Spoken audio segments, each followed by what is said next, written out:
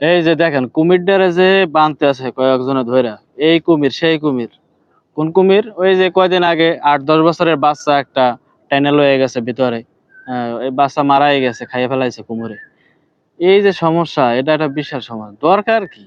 এই কুমিরেরে মুরগি দেয়, খাবার দেয়, কি জন্য? মানত আছে। আচ্ছা, এটা কোনো কথা? এর চেয়ে মূর্খমি আর থাকে না কিছু। কুমির কিছু করতে পারে? আমাদের দেওয়ার মালিক হলো আল্লাহ, সৃষ্টিকর্তা আমাদের দিবে। এই কুমিরের সাথে মানত এগুলো আমি কিছু বুঝি না। এগুলো ভন্ডামি ছাড়া আর কিছু না। এই যে বাবা-টাবা আছে, অনেক বছর থেকেই আমি একবারে ১০-১২ বছর থেকে এই বাবা, এই ভন্ডামি-মন্ডামি এগুলো আমি বিশ্বাস করি না আর পছন্দও করি না।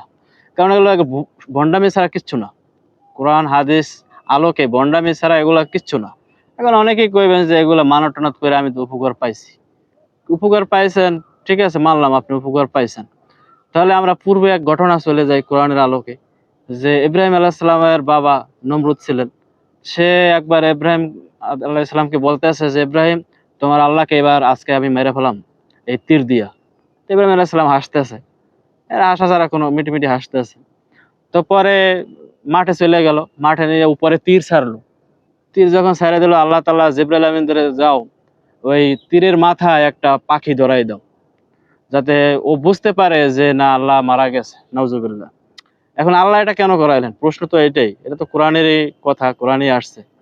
আল্লাহ এটা কেন করাইলেন? অর্থাৎ ওর হেদায়েত নাই।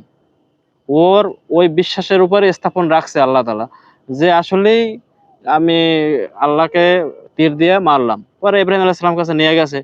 দেখো এই ধনুকের মাথায় রক্ত। তো আসলে এগুলা ভন্ডামি। তো আমরা আসলে কোরআন হাদিসের আলোকে আমরা এগুলো যদি না শিখি, তাহলে এগুলো মূর্খমি। যে অন্যেরা যা করে করুক।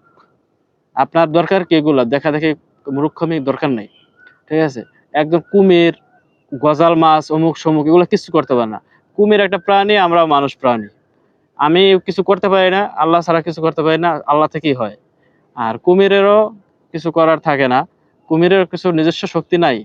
যদি শক্তিই থাকতো, কুমির কি বুঝতো না ও যে এটা একটা মানুষ?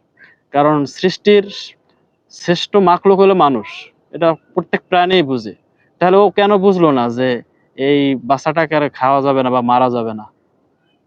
তাহলে এগুলো হলো মূর্খমি। এগুলা হয়তো খানজাহান আলী সে নিয়ে একজন আউলিয়া ছিল আল্লাহর।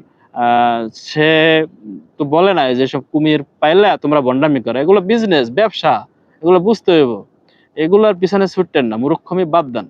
এগুলা এই বাবা-টাবা এগুলা এই আল্লাহর কাছে চান, আল্লাহই দেওয়ার মালিক। এছাড়া পৃথিবীতে আর দ্বিতীয় কোনো ব্যক্তি দেওয়ার কোনো মালিক নাই। এগুলা এই মানত-টানত একমাত্র আল্লাহর নামেই প্রযোজ্য। অন্য কারো নামে প্রযোজ্য না।